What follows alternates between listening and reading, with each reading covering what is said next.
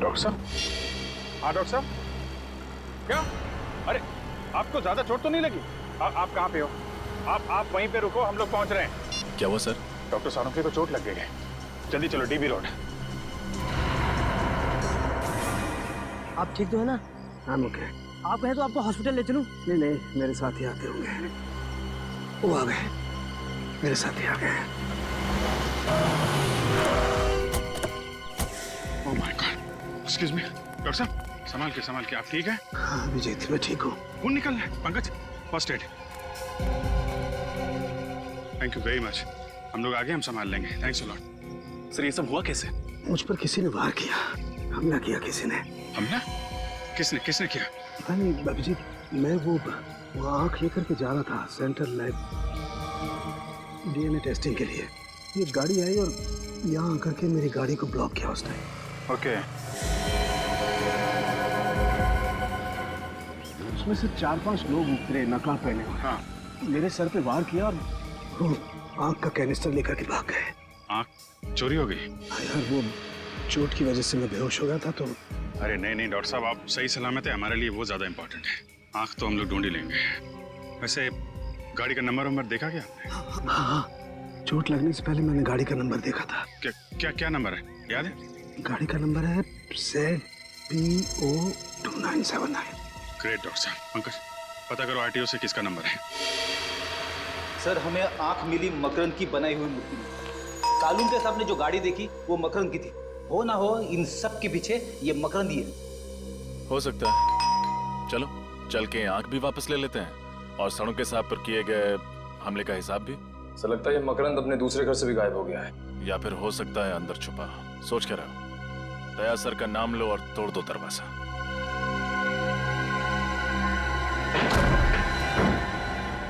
अरे बाप रे, बड़ी भयंकर बदबू है। किसी लाश की बदबू है। सर कहीं मकरंद की तो नहीं है? हो सकता है, देखो लाश यहीं कहीं होगी।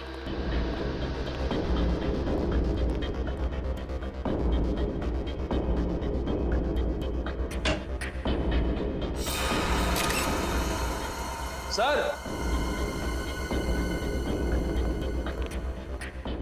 ये तो मकरंद है। अरे इसकी तो एक आंख गायब है सर। मतलब वो आंख इसकी थी। सर हम लोग तो सोच रहे थे कि इन सब के पीछे ये मकरंद है, मगर किसी ने इस बेचारे को मारकर इसकी आंख निकालकर इसी की बनाई हुई मूर्ति के अंदर रख दी। और इसी की गाड़ी इस्तेमाल की डॉक्टर सारुंखे पर हमला करने के लिए। खून सिर्फ यहीं पे बहा। इसका मतलब गोली लगने के बाद मकरंद इधर उधर नहीं गया होगा, उसने यहीं पे दम तोड़ दिया होगा। कहीं ऐसा तो नहीं कि इसने आत्महत्या की हो अपनी गन से? नहीं फ्रेडी, खुद को ऐसे सामने से गोली मारना थोड़ा मुश्किल है, और कोई अपनी ही आंख कैसे निकाल सकता है? हाँ ये बात तो है। गोली सामने से लगी है और लाश की पोजीशन को देख के लगता है कि खूनी यहाँ कहीं खड़ा होगा। सर इस गन में से एक गोली चली है, शायद मकरंद ने उस खूनी पर चलाई होगी अपनी आत्मरक्षा के लिए। और अगर ऐसा हुआ है निखिल, तो इसका निशाना जरूर चूक गया होगा, क्योंकि कहीं और तो खून है नहीं। गोली ढूंढो, कहीं होगी।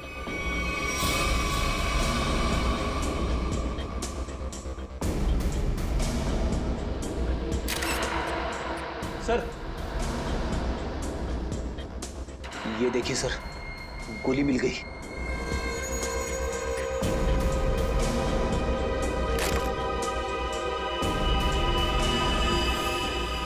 वेरी गुड फ्रेडी, एक काम करो और तलाशी लो, कुछ ना कुछ जरूर मिलेगा जो हमें खूनी तक पहुंचाए।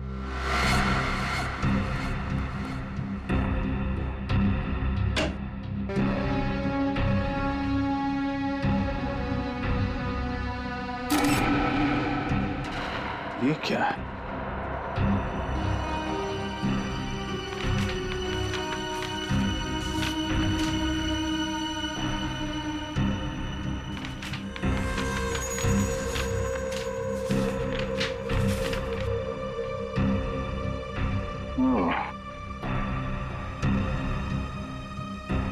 मकरंद की पिछली मूर्तियों के स्केचेस देखा? एसीपी सर का अंदाजा सही था। मकरंद अपनी हर मूर्ति में इतनी जगह जरूर खाली छोड़ता था कि एक कैनिस्टर को आसानी से फिट किया जा सके।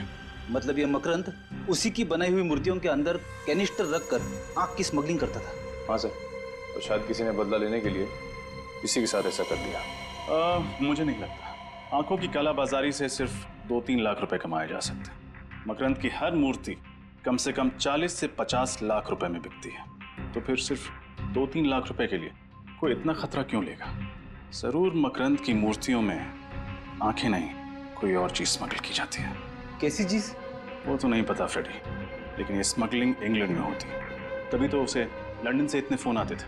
तब तो सर इस मकरंद का कोई पार्टनर होगा, दोनों मनमन हुई, उसने इसे पर पहुंचा दिया। वही होगा निखिल जो मकरंद की मूर्तियों को विदेश भेजता था।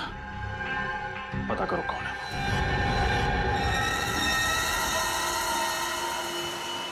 2 घंटे गुजर गए, पता नहीं ये बेवकूफ आंख चुरा भी पाएंगे या नहीं। अगर कहीं सीआईडी के हाथ लगे तो लेने के देने पड़ जाएंगे। बॉस, लेने के देने तो उस डॉक्टर साड़ोंखे को पड़ गए। बॉस, मैंने कहा था ना, मैं आपको निराश नहीं करूंगा। ये लीजिए आपकी कीमती आंख। शाबाश रंगा, शाबाश। तू नहीं जानता है कि तुमने कितना बड़ा काम किया।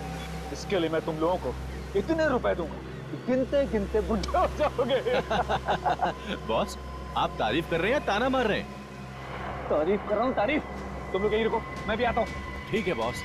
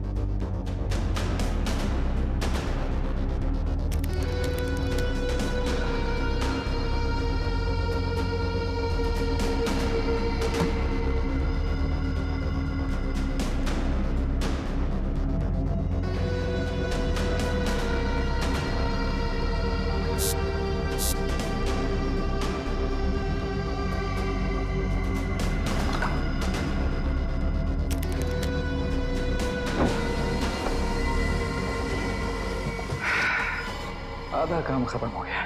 अब दुनिया की कोई भी ताकत मुझे सबसे अमीर बनने से नहीं रोक सकती। मैं दुनिया का सबसे अमीर आदमी बनूंगा।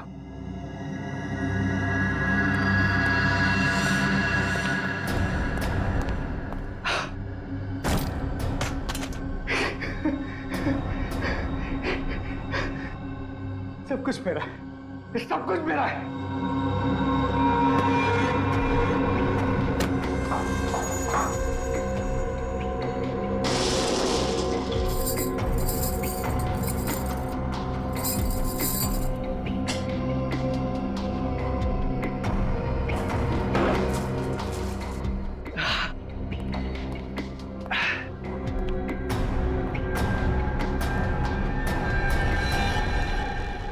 अरे तुम लोग यहाँ क्या कर रहे हो? चलो निकलने की तैयारी करो। बॉस, हमारा हिस्सा। अरे हिस्सा भी मिल जाएगा, जल्दी क्या है? मैं कोई भागा थोड़ी जा रहा हूँ। बॉस, माफ करना, पैसों के सामने कोई किसी का नहीं होता। मुझसे गद्दारी। अभी देता हूँ हिस्सा। माफ करना, ये सारी की सारी दौलत सरकारी खजाने में जाएगी। गज नीचे।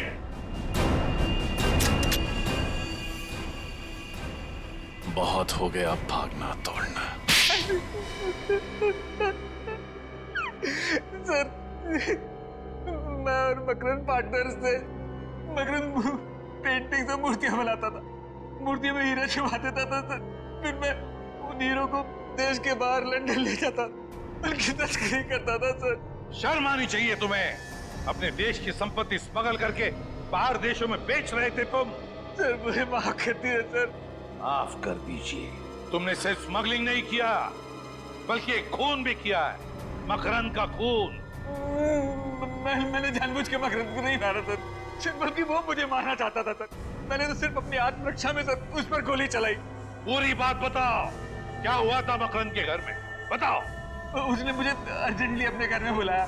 वो कह रहा था कि उसे कुछ मुझे जरूरी बात कर रही है, लेकिन जब मैं उसके घर पहुंचा तो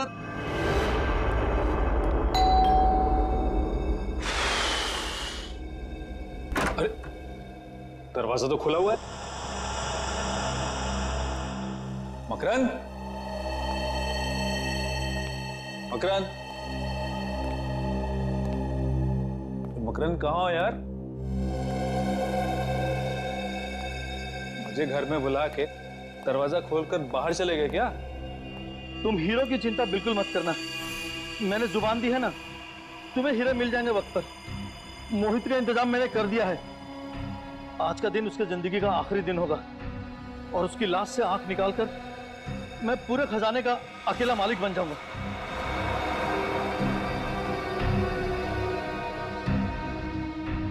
मेरी नहीं, तेरी जिंदगी का आखिरी दिन होगा मकरंद।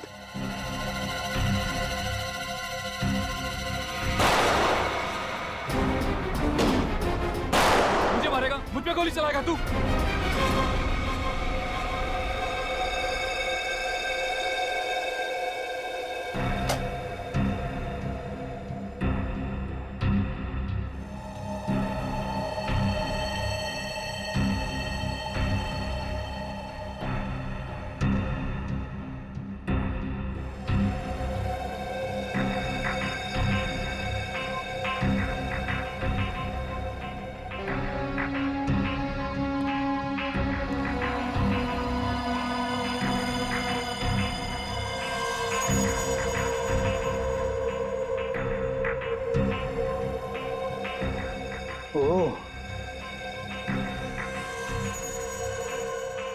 बुरे काम का बुरा नतीजा।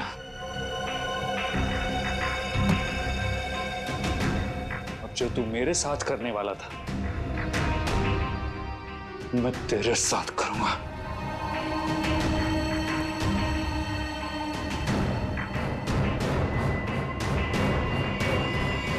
और जब मकरंद की मौत हो गई तो तुमने सोचा क्यों ना उसी का प्लान उसी पे आजमा लिया जाए। क्यों? आज मैंने मकरंद की आग निकाल ली, क्योंकि उस लॉकर रूम का दरवाजा हम दोनों की आग से खुलता था सर।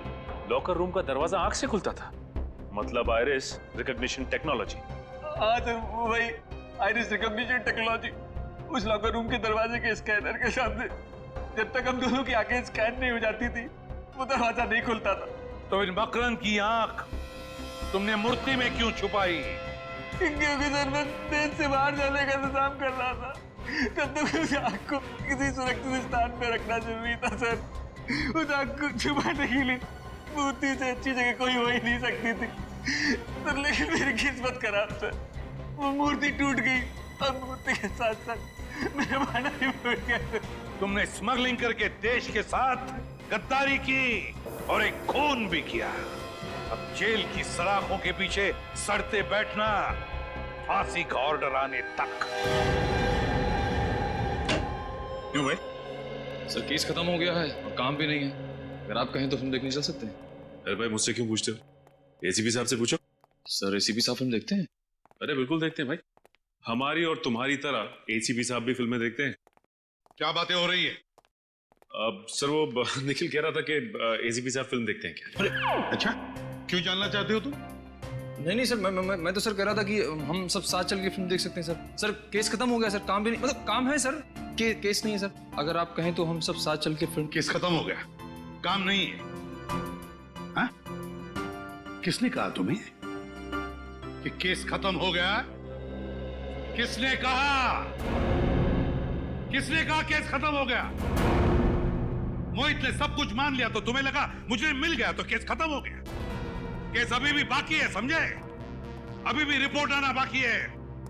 अभी साळुंखे आएगा रिपोर्ट लेकर, तब समझेगा। बॉस, ये मकरंद की पोस्टमार्टम रिपोर्ट जरा देखो। साळुंखे? यार इस पे तो लिखा है कि मकरंद मरने से पहले बेहोश था। हाँ बॉस, मकरंद बेहोश था क्योंकि उसके खून में मुझे फैप्टिया मिला है। फैप्टिया जिसकी वजह से जब उसकी आंख निकाली गई वो मरा नहीं था, बेहोश था। मगर यार मोहित के हिसाब से मकरंद की मौत गोली लगने से हुई है। बेहोशी का तो नामो निशान नहीं। मुझे लगता है मोहित झूठ बोल रहा होगा। लेकिन क्यों झूठ बोलेगा मोहित?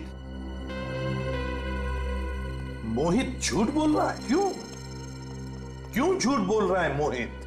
बस ये तो पता नहीं, लेकिन मेरी रिपोर्ट गलत नहीं हो सकती। हाँ हाँ पता है सालुंखे, तेरी रिपोर्ट बिल्कुल सही होती है, हर बात सही होती है, लेकिन क्यों? मोहित झूठ क्यों बोलेगा? सर वो मोहित कह रहा था ना कि मकरंद ने गोली चलाई थी और क्राइम सीन में हमें वो बुलेट भी मिली थी। सचिन, फोरेंसिक रिपोर्ट के मुताबिक मकरंद के हाथों पर कहीं पर भी गन पाउडर के निशान नहीं है गन पाउडर के निशान। बिल्कुल कहीं भी गन पाउडर नहीं है। सर कहीं मोहित खुद के सारे इल्जाम लेकर किसी को बचाने की कोशिश तो नहीं कर रहा है? अरे वाह, अब सोचने लगे। अभी तक तो कह रहे थे कि केस खत्म हो गया, कोई केस नहीं है। क्यों? अब समझे इतना आसान नहीं। केस खत्म हो गया। सोचना पड़ता है, हर बात पे सोचना पड़ता है। सही सोचा है तुमने अभी। हो सकता है किसी को बचाने की कोशिश कर रहा है मोहित, इसलिए सारे इल्जाम उसने अपने आप पर ले लिए। पर किसे बचाने की कोशिश कर रहा है मोहित? मोहित, मकरंद और वो तीसरा आदमी। कहीं मोहित उस तीसरे आदमी को बचाने की कोशिश तो नहीं कर रहा है, इसलिए सारे इल्जाम अपने आप पर ले रहा है। और फिर मकरंद, यार सालुंखे, मकरंद की आंख के बारे में कुछ और पता चला? हाँ बस, क्या? तारिका लगी हुई लैब में कुछ ना कुछ ढूंढ निकालेगी। एक मिनट। हाँ, तारिका को याद करे तो तारिका का फोन। हाँ तारिका, हेलो तारिका, क्या हुआ? यार मुझे लगता है तारिका खतरे में। तारिका खतरे में है? क्या बात कर रहा है?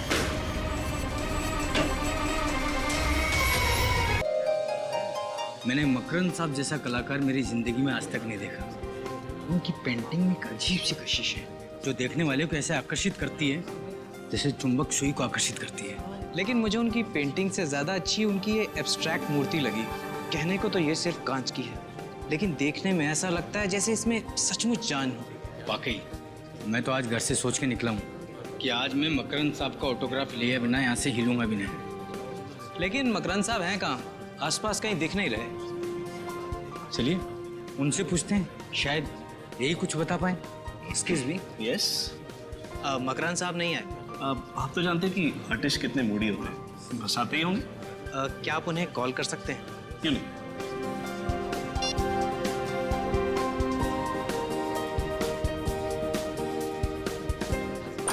कलर कॉम्बिनेशन देखिए। बेटा दौड़ते नहीं, बेटा एग्जीबिशन। बेटा ऐसे दौड़ते नहीं बेटा, कोई चीज टूट गई तो। पापा चलो ना घर पे जाते हैं, मैं बोर हो रहा हूँ। हाँ बेटा अभी 2 मिनट। हाँ मैं एक फोन करके आता हूँ। ओके पापा बिजी है, चलो तब तक हम लोग खेलते हैं।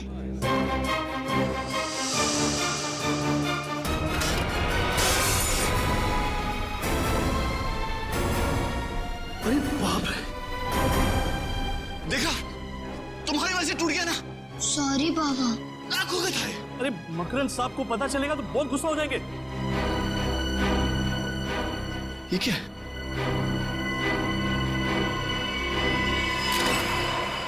ओह माय गॉड, ये तो किसी इंसान की आंख है।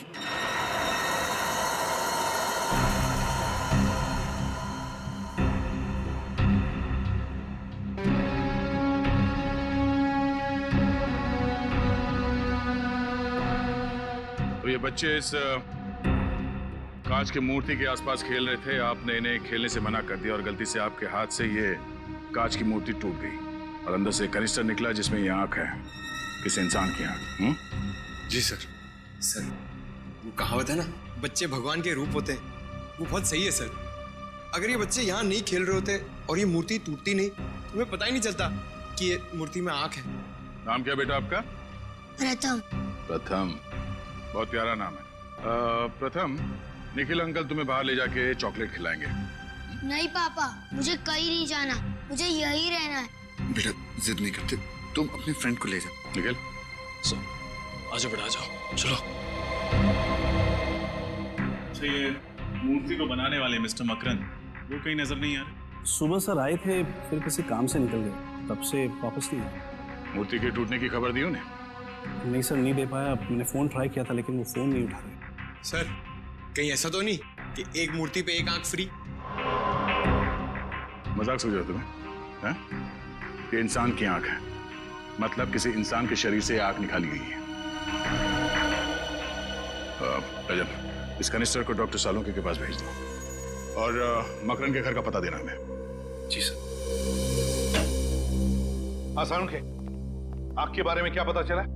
टेट्रागोडाल। टेट्रागोडाल? हाँ बस, ये सॉल्यूशन जिसमें इस आंख को डुबो करके रखा गया है, इसे टेट्रागोडाल कहते हैं। और ये सॉल्यूशन इस आंख को सालों साल तक प्रिजर्व करके रख सकता है। मतलब मकरंद ने ये आंख टेट्रागोडाल सॉल्यूशन में इसलिए रखी ताकि वो डिकम्पोज ना, सड़े ना, है ना? बिल्कुल, वरना तो एक बार अगर इसके ब्लड सेल्स खत्म हो गए तो आंख तुरंत सड़ जाती है। फिर तो सर इस सोल्यूशन की वजह से ये बताना जरा मुश्किल होगा ना कि ये आंख कितनी पुरानी है। सचिन, अगर आंख ज्यादा पुरानी होती तो बताना मुश्किल था, लेकिन बॉस इस आंख के कुछ ब्लड सेल्स अभी भी एक्टिव हैं। इससे ये पता चलता है कि ये आंख 16 से 18 घंटे पहले निकाली गई है किसी इंसान के शरीर में से। या फिर सालुंखे पता लगा सकता है ना डीएनए टेस्ट से कि ये आंख किसी मर्द की है या औरत की? हाँ, पता लगाया जा सकता है। तो फिर लगा ना पता। लेकिन बॉस, उसके लिए मुझे इस आंख को सेंट्रल लैब में लेके जाना पड़ेगा। सर मैंने शहर के सभी आई डोनेशन सेंटर में जाके पता किया है सर। पिछले 6 महीने में कहीं से भी कोई भी आंख चोरी नहीं हुई है सर। पिछले 6 महीनों में कहीं से भी कोई भी आंख चोरी नहीं हुई है? तो क्या मकरंद ने किसी की जान लेकर उसकी आंख निकाल ली और फिर वो मूर्ति में लगा दी? मगर सर मकरंद ने तो ये मूर्ति 3 महीने पहले बनाई थी, जबकि ये आंख 16 घंटे पुरानी। तो 16 घंटे पुरानी आंख 3 महीने पुरानी मूर्ति में कैसे फिट हो सकती? सचिन, जरूर बहुत पहले से ही प्लानिंग करके रखी थी इस मकरंद ने, बहुत बड़ी प्लानिंग। पहले से ही उसने उस मूर्ति के अंदर जगह बना के रखी थी जहां पर ये कैनिस्टर फिट हो जाए। आद्या, मकरंद का फोन ट्रेस नहीं हो रहा, तो फिर उसके फोन रिकॉर्ड चेक किए? लंदन से कॉल आए थे। अच्छा, तो ठीक है, कोशिश जारी रखना। कुछ पता चले तो तुरंत बता देना मुझे, ओके? क्या हो सकता? मकरंद को अक्सर लंदन से फोन आया करते थे और खास करके 3 अलग अलग नंबर से। लंदन से? लेकिन सर उसे लंदन से कौन फोन कर सकता है? वही तो है, कौन ये 3 अलग अलग नंबर से फोन करने वाले मकरंद को लंदन से? पता लगाना पड़ेगा। सर आप बिल्कुल फिक्र मत कीजिए, मैं अपनी जुबान का बहुत पक्का हूँ। आपका पार्सल समय से पहले पहुंच जाएगा। और मकरंद बाहर गया हुआ है, पता नहीं कब तक आएगा। हाँ, ठीक है, जैसे ही आएगा मैं उसको कह दूंगा कि आपसे बात कर लूँ। ओके जी, बाय।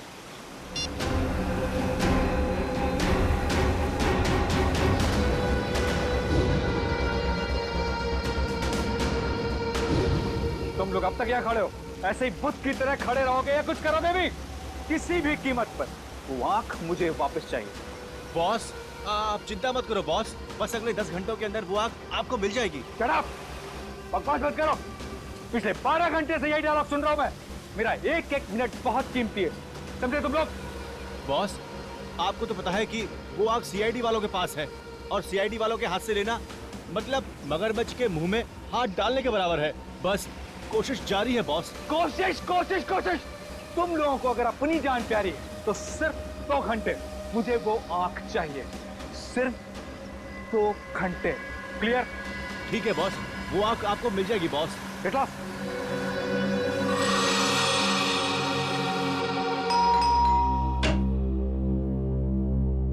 कौन आया होगा? लगता है साहब होंगे। आप लोग? मकरंद है घर में? नहीं, मकरंद साहब तो घर पर नहीं है। तो ठीक है, फिर तुम ही से मिल लेते हैं। अरे मैं तो आपको जानता नहीं, फिर आप मुझसे मिलना क्यों चाहते हैं? जब तक मिलोगे नहीं तब तक जान पहचान कैसे होगी? सचिन, निखिल, देखो, हो सकता है घर में ही छुप के बैठा हो। अरे मैंने बोला ना साहब घर पर नहीं है, ऐसे कैसे घुस रहे हैं आप लोग? सीआईडी से हैं हम। सीआईडी? हाँ, कुछ और बोलना है आप? नहीं साहब।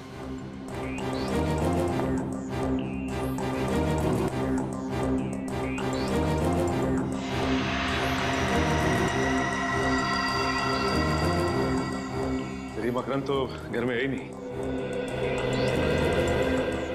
कहाँ गया मकरंद? पता नहीं साहब, बताकर नहीं गए। और कब से घर नहीं आए तुम्हारे मकरंद साहब? कल सुबह जो निकले अब तक लौटे नहीं। मकरंद अपनी पेंटिंग्स और मूर्तियाँ यहीं पे बनाता? हाँ, पेंटिंग्स तो यहीं बनाते हैं मगर मूर्तियाँ नहीं। हाँ, यहाँ सिर्फ पेंटिंग्स दिख रही हैं। मूर्तियाँ कहाँ बनाता है जानते हो? पता नहीं साहब, मैं तो नौकर हूँ। ये लैपटॉप मकरंद का है?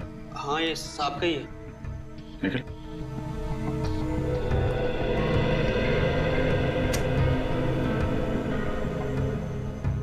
मकरंद पर्सनल, इस फोल्डर में कुछ होना चाहिए। ये देखो, पिछले 5 साल में मकरंद की पेंटिंग्स और मूर्तियां कितने में बिकी हैं, इसका पूरा ब्यौरा है इसमें। कोई भी पेंटिंग 15 से 20 हजार रुपए से ज्यादा में नहीं बिकी, जबकि हर मूर्ति कम से कम 40 से 50 लाख रुपए में बिकती है। तो फिर ये मकरंद सिर्फ मूर्तियां क्यों नहीं बनाता? हो सकता है सिर्फ अपनी संतुष्टि, अपने क्रिएटिव सेटिस्फैक्शन के लिए पेंटिंग्स बनाता हो। एक सेकंड, इसमें यह भी लिखा है कि ज्यादातर मूर्तियां लंदन में बिकती हैं, इसीलिए उसे लंदन से अक्सर फोन आया करते हैं। सचिन, कुछ तो है जिसका लेन देन लंदन से है। कल एग्जैक्टली कितने बजे तुम्हारे साहब यहाँ से गए थे? कल सुबह 8 बजे साहब निकले थे घर से एग्जीबिशन में जाने के लिए, ताकि पेंटिंग और मूर्ति सजा सके।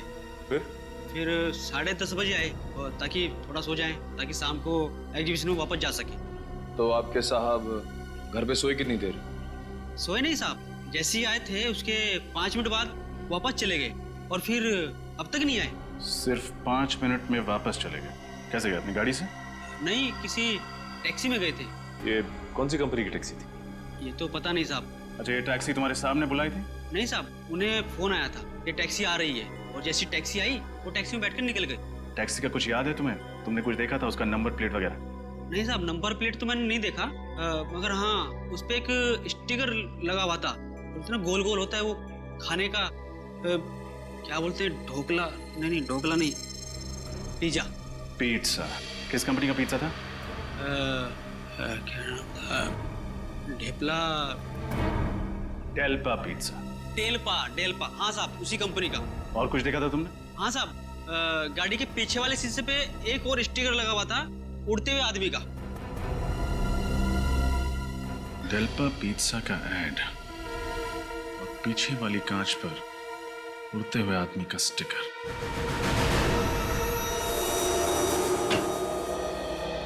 Excuse me. जी कहिए। हम सीआईडी से। सीआईडी? तो आपको भी अपनी गाड़ी पर स्टिकर्स लगवाने हैं? नहीं, हमें ऐसा कोई काम नहीं है। आप ये बताइए कि डेल्पा पिज्जा नाम की कंपनी के ऐड आपने कौन सी टैक्सीज में लगाए? डेल्पा पिज्जा? एक मिनट सर, इस ब्रांड के ऐड हमने एफिशिएंट टैक्सीज की गाड़ियों पर लगवाए थे। Efficient taxis? जी। कुल कितने टैक्सीज में लगाए थे आपने ये स्टिकर? सर, यही कोई 70 टैक्सीज थी। अच्छा, इनमें से किसी एक टैक्सी के पीछे वाले कांच पर कोई ऐसा स्टिकर लगा होता है, एक ऐसे इंसान का जो हवा में उड़ रहा है? इंसान जो हवा में उड़ रहा हो? नहीं सर, ऐसे तो कुछ याद नहीं आएगा, पर हाँ हो सकता है मेरे स्टाफ में किसी को पता हो। समीर, आशीष, आनंद, मनीष, एक मिनट इधर आओ। हमने एफिशिएंट टैक्सीज के ऊपर जो डेल्पा पिज्जा के ऐड लगवाए थे, क्या उनमें से कोई टैक्सी ऐसी है जिसके पिछले वाले कांच के ऊपर कोई ऐसा स्टिकर है जिसमें कोई इंसान हवा में उड़ रहा हो? हाँ सर, ऐसा स्टिकर तो भोला की टैक्सी पे था। भोला सर? भोला? ये भोला कहाँ मिलेगा? यहीं सर, आज वो सारी टैक्सियां फिर से आ रही हैं नए ऐड लगवाने के लिए, तो भोला भी जरूर आएगा। वेरी गुड, चलो भोला का इंतजार कर लेते हैं। साहब, नए ऐड के स्टिकर तैयार है? हाँ तैयार हैं, आप अपनी टैक्सी के पास जाइए, मिल जाएंगे। जी साहब।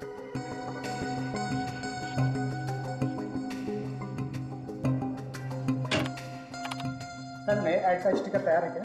बिल्कुल तैयार है, आप जाइए, मिल जाएंगे। जी सर।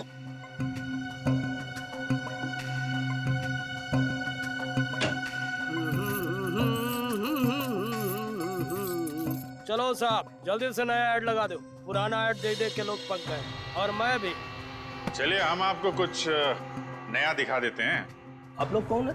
आपकी टैक्सी के पीछे एक स्टिकर लगा हुआ है उड़ते हुए आदमी का, है ना? अरे भाई, मैं उड़ते हुए आदमी का लगाऊं या गिरते हुए आदमी का लगाऊं, इसे आप लोगों को क्या लेना देना है? लेना देना तो है, हम लोग सीआईडी से हैं। CID? जी। आप इस आदमी को पहचानते हैं? ये इसको तो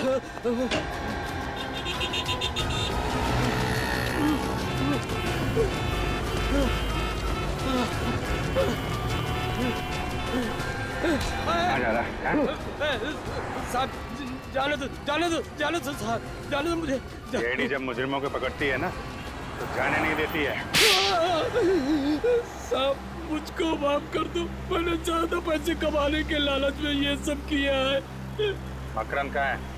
कौन मकरंद साहब? वही मकरंद जिसने एग्जीबिशन रखी थी, जिस एग्जीबिशन में हमें आदमी की आंख मिली कांच की मूर्ति से, वो मकरंद कहाँ है? वो आंख मूर्ति मुझे कुछ समझ में नहीं आ रहा साहब। ना समझ पाने का नाटक बंद करो। जिसकी फोटो देखकर भागे थे तुम, ये आदमी कहाँ छुपा के रखा है इसे? अरे साहब मैं तो ये समझा कि आप लोगों को पता चल गया है कि मैं अपनी टैक्सी कंपनी के साथ धोखा कर रहा हूँ, इसलिए मैं भागा था। धोखा? कैसा धोखा? साहब हमारी टैक्सी कंपनी सिर्फ उन्हीं यात्रियों को टैक्सी में बैठने की अनुमति देती है जो फोन करके टैक्सी बुक कराते हैं, और पैसे के लालच में दूसरे यात्रियों को भी अपनी टैक्सी में बिठा लेता था। और साहब ये आखिरी आदमी था जिसको मैंने अपनी टैक्सी में बिठाया था। ओह, तो तुम इसलिए भागे थे? हाँ साहब, मकरंद के बारे में मुझे कुछ नहीं पता। और कब बिठाया था तुमने मकरंद को टैक्सी में? साहब कल सुबह 10 बजे फोन आया था, मुझे आरती नगर से फोन आया था कि टैक्सी चाहिए थी। मैं अपनी टैक्सी लेके वहाँ पहुँच गया था बस, और कुछ नहीं जानता हूँ साहब। किस नंबर से फोन आया था? साहब इस नंबर से फोन आया था साहब। हेलो, ये कहाँ का नंबर है? ओह ओके, नहीं thank you very much, thank you. Aarti Nagar के पीसीओ का फोन नंबर है ये। सर मकरंद के नौकर ने कहा था कि उसने कोई टैक्सी बुक नहीं की थी। हो सकता है किसी और ने टैक्सी मंगवाई हो उसके लिए। हो सकता है मकरंद ने खुद फोन किया उस पीसीओ से जाके, ताकि जब कॉल रिकॉर्ड चेक हो तो किसी को उस पर शक ना हो। ये छोड़ा कहाँ था तुमने मकरंद? साहब एनडी रोड पर गिलबर्ट आर्ट गैलरी है ना, उसी के सामने इसको छोड़ा था। सर मकरंद पहले आर्ट गैलरी में था, फिर वो घर गया था, फिर वो वापस आर्ट गैलरी क्यों जाएगा? गैलरी के बाहर उतरा था ना, सकते अंदर गया ना हो, क्योंकि सीसीटीवी फुटेज में तो दिखाई नहीं पड़ा। इस रूम के सामने एक कॉन्फ्रेंस रूम है, वहाँ टेबल के नीचे एक हार्ड डिस्क होनी चाहिए, लेकर आ।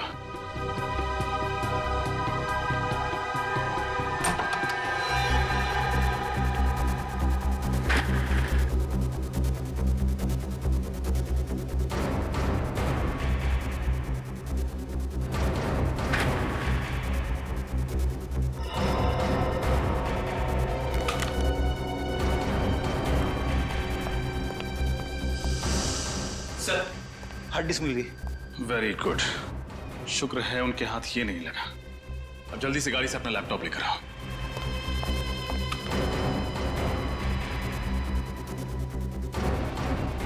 लैपटॉप ये लो, इस हार्ड डिस्क को लैपटॉप से कनेक्ट करो।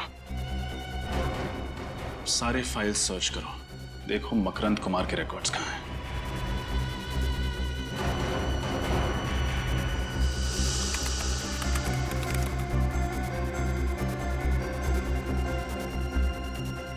सर इस मकरंद ने तो 2 बार आइरिस रिकॉग्निशन टेक्नोलॉजी का इस्तेमाल किया है, एक बार मोहित के साथ और दूसरी बार इसके साथ।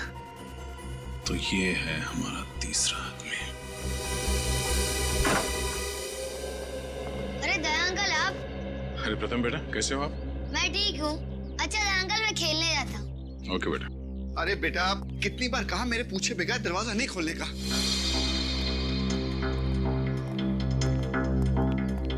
सर आप लोग, केस सॉल्व हो गया क्या? हाँ, उसी खुशी में मिठाई खिलाने आए। मिठाई? बहुत अच्छा हुआ तुम्हारा बेटा बाहर गया, वरना उसके शरीफ पिता का असली चेहरा उसके सामने आ जाता। अरे बेटा! ना, ना। मिठाई नहीं खाओगे? मोहित से पहले मकरंद का पार्टनर मैं था। एक दिन उसे शक हुआ कि स्मगलिंग के पैसे में से मैं पैसे चुरा रहा हूँ, और उसने सारा पैसा उस मनुष्य लॉकर रूम में बंद कर दिया। 5 साल पहले मकरंद और मेरा झगड़ा हो गया, और उसने मोहित को अपना पार्टनर बना लिया। जिसकी वजह से तुम्हारा करोड़ों का माल उस लॉकर रूम में कैद हो गया। हाँ सर, मैंने सुलह करने की बहुत कोशिश की, लेकिन वो नहीं माना। मैंने मिन्नत की, लेकिन वो फिर भी नहीं माना। फिर एक दिन मैं मकरन के घर पहुंच गया।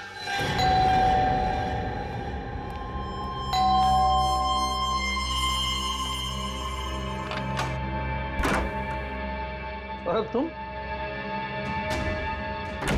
आज मैं सौरभ नहीं, तेरी मौत बन के आया हूं। ये सब क्या है सौरभ? ये ले, पढ़ इसको। ठीक है, तो प्लीज प्लीज गोली मत चलाना। एक शर्त पर, इसे जोर जोर की पढ़ और सुन। जब तक मैं रुकने के लिए नहीं बोलूं, पढ़ते रहना, समझे? ओके। तुम हीरो की चिंता बिल्कुल मत करना। मैंने जुबान दी है ना, तुम्हें हीरो मिल जाएंगे वक्त पर। मोहित का इंतजाम मैंने कर दिया है। आज का दिन उसके जिंदगी का आखिरी दिन होगा और उसकी लाश से आंख निकालकर मैं पूरे खजाने का अकेला मालिक बन जाऊंगा। ये सब क्या है? ये है मेरा फैसला। कौन सा फैसला? या तो तू मर जा, या फिर तू मोहित को मारकर उसके पैसे को बराबर से बांट ले, समझा? ओके ठीक है। चल, मोहित को फोन लगा। और कोई होशियारी नहीं, समझे? हाँ हेलो। हाँ मोहित। हाँ, क्या तुम इस वक्त मेरे घर आ सकते हो? कुछ जरूरी बातें करनी है। नहीं, मैं फोन पे नहीं बता सकता। प्लीज तुम मेरे घर आ जाओ। ओके। गुड, अब तुझे इनाम मिलेगा। इनाम?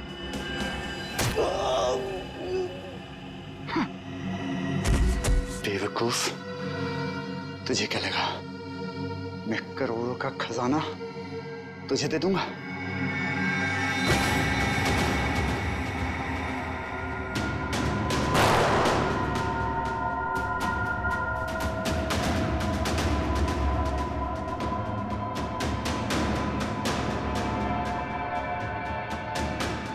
फिर मैंने मोहित के आने का इंतजार किया।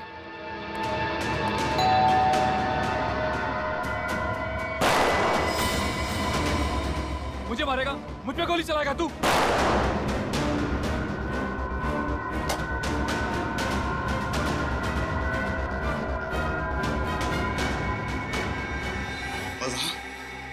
वहां मोहित ने मकरन की आंख निकाल ली। फिर मैंने मोहित का पीछा किया। उसने वो आंख उसी मूर्ति में छुपा दी जिसमें मकरन अपने हीरे छुपाया करता था। फिर एग्जीबिशन में अपने बेटे को रोकने के बहाने उस मूर्ति को धक्का दे दिया ताकि वो आंख सबके सामने आ जाए और आप लोग इन्वॉल्व हो जाए। तुम हम लोगों को इस प्लान में क्यों शामिल करना चाहते थे? क्योंकि मैं एक ही तीर से दो शिकार करना चाहता था। एक तरफ मैं सारा खजाना हड़पना चाहता था और दूसरी तरफ मैं चाहता था कि मकरन के खून में मोहित बच जाए और मुझ पर कोई आश ना है। तुम जानते थे कि खजाने के लिए मोहित हमसे वो आग चुरा लेगा और तुम मोहित पे हमला करके उससे उसका खजाना चुरा लोगे और वो आग भी, और दोनों खजाने के मालिक बन जाओगे। हाँ, मेरा प्लान कामयाब भी हो गया था। मोहित ने डॉक्टर सालुंके से वो आग भी चुरा ली थी। उसने अपना सारा पैसा भी निकाल लिया था। बस मुझे मोहित को मारना था और ऐसा दिखाना था कि उसे उसी के आदमियों ने मारा है, लेकिन इससे पहले कि मैं करता। हम मोहित तक पहुंच गए और तुम्हारा प्लान चौपट हो गया। तुमने मोहित को मकरन का खून करने पे मजबूर कर दिया और अपने इस घिनौने प्लान में सीआईडी को शामिल करने की गलती की। तुम्हें सख्त से सख्त सजा दी जाएगी।